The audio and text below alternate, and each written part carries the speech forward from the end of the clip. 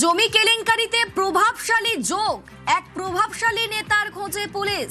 শালবনীতে দুর্নীতি প্রতারণার অভিযোগে অ্যাকশনে নেমেছে পুলিশ। কাল পিএ সুমিত রায়ের খোঁজে অভিষেকের বাড়িতে তল্লাশি চলে। শালবনীতে ৩০০ একরের বেশি সরকারি জমি বিক্রি এবং সেই ঘটনাতে ইতিমধ্যেই অভিষেকের পিএ সুমিতের খোঁজ চালাচ্ছে পুলিশ। এই মুহূর্তে যে আপডেট আমাদের সঙ্গে অমিত রয়েছেন প্রতিনিধি।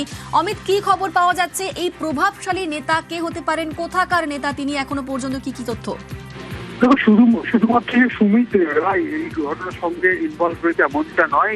জেলা পুলিশ সূত্র থেকে যেটা জানা যাচ্ছে যে আরো একটি প্রভাবশালী নেতা এই জমি কেলেঙ্কারি এবং লক্ষ লক্ষ কোটি কোটি টাকা প্রতারণার সঙ্গে যুক্ত রয়েছে।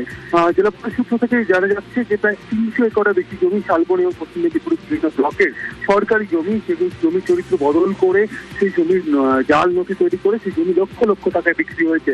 এই ঘটনাতে ইতিমধ্যে প্রাক্তন বিধায়ক সুজয় হাজরা গ্রেপ্তার হয়েছেন। তাকে জেরা করে বিভিন্ন ব্যক্তিদের যেমন নাম উঠে আসে এবং একটি প্রভাবশালী নেতার যোগও কিন্তু উঠে এসেছে এখনো পর্যন্ত, এবং সেই নেতারও খোঁজ ইতিমধ্যে শুরু করা হয়েছে এমনটা কিন্তু পুলিশ খবর। অন্যদিকে সুমিত রায়ের খোঁজে বিভিন্ন জায়গাতে তল্লাশি জারি রাখা হয়েছে পুলিশের তরফে, এবং একই সঙ্গে একাধিক সন্দেহজনক অ্যাকাউন্টের হদিশ পাওয়া গিয়েছে, যে সমস্ত অ্যাকাউন্টে গ্রেপ্তার হওয়া বিধায়ক সুজয় হাজরার সঙ্গে আর্থিক লেনদেন হয়েছে।